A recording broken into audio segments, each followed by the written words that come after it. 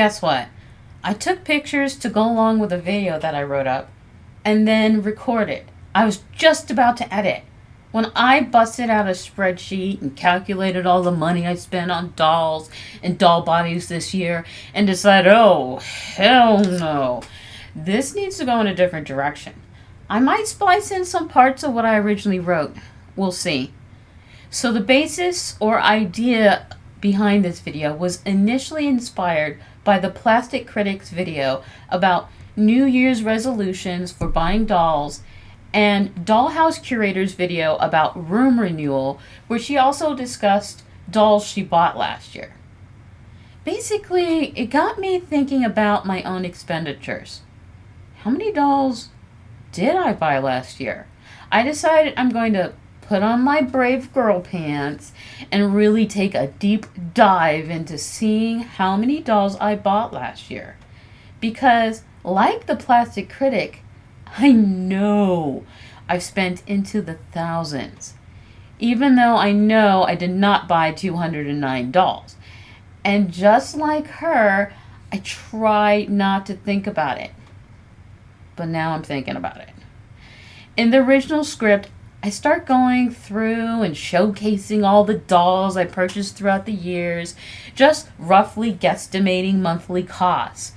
But then I took in a real accounting. I busted out a spreadsheet and totaled up all the costs for dolls or doll bodies purchased from MattelCreations.com, eBay, Amazon, AliExpress, Barnes & Noble, AMC Collection, and Defalucy Limited.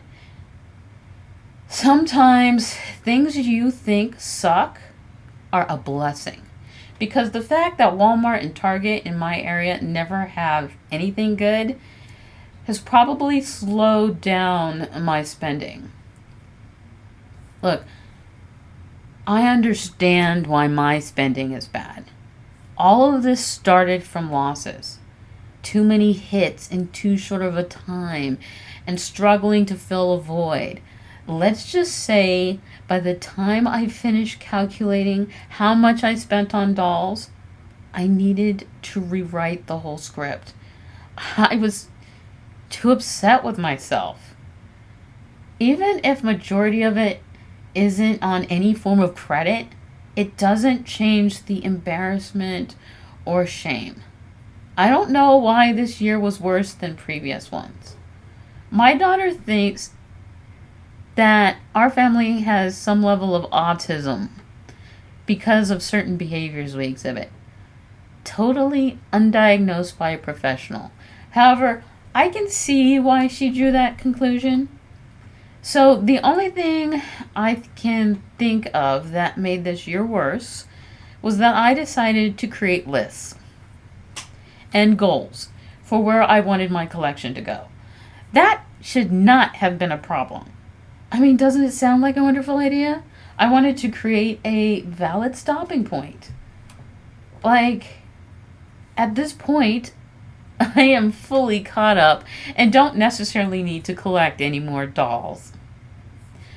Once I have every male integrity sculpt, not every doll, just the base sculpt, then I no longer have to worry about releases. There are a few of them where if they come out as black dolls, I'll purchase them. Also, I wanted to collect all the older male Mattel dolls with unique face molds and rooted hair. One other thing I wanted to do was maintain collections if something unique, alluring, or special comes out. Now, a typically mentally stable collector would slowly work through this list. I plowed through it like I was in a race that I desperately needed to win. Technically, by the middle of February 2025, I had one of every integrity sculpt. Based on my calculations, I spent a little less than $1,800 on 17 dolls. Originally, I thought I spent the most in March or July or October or November, but no, I spent the most in January. None of the other months come close to that. I can hear gasps around the nation. I mean, I have a headache just thinking about it. People wondering how in this economy I could possibly. Well, let's start with the fact that until 3 years ago, I was the breadwinner for my household. I was working full time, taking care of my mom, who was dying from cancer simultaneously. My daughter still lived at home. We often had other family members who would stay with us until they got on their feet. And I also had my husband, who I'm separated from now. All of that is gone.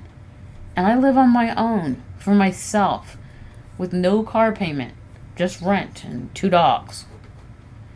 December 29th, I completed my backlog of older male Kens I wanted to collect.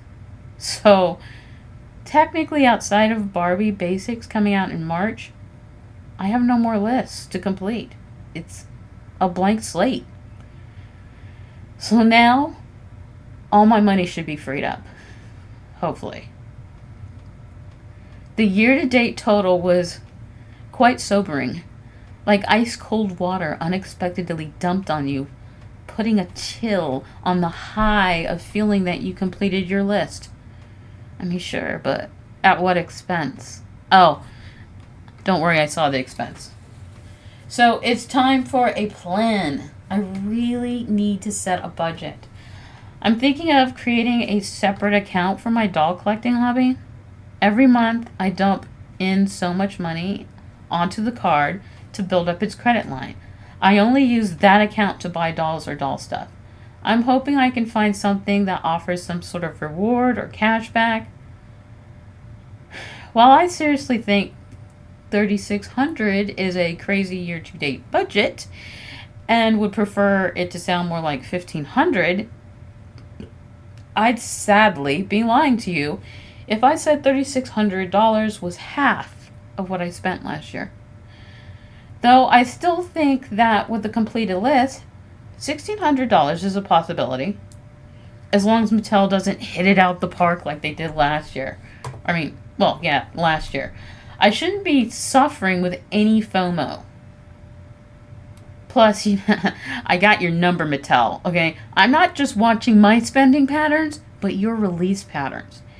If a doll sells out quickly, there will be a second release within 6 months or so. And as long as that doll isn't Aaliyah, there's a high chance that the second release will go on sale. So there's no real rush. For most dolls, I can wait until the summer sale or your end of year sale. So the list completing, budgeting, and FOMO were my biggest problems for 2025. And the list completion is done. And the other problems I will address in 2026. I plan on revisiting this with all of you in 2027. And then we can all see how well I did budgeting. I mean, nothing keeps you more in check than when you have eyes on you. If you have any questions, feel free to leave a comment below. Thanks for playing dolls with me.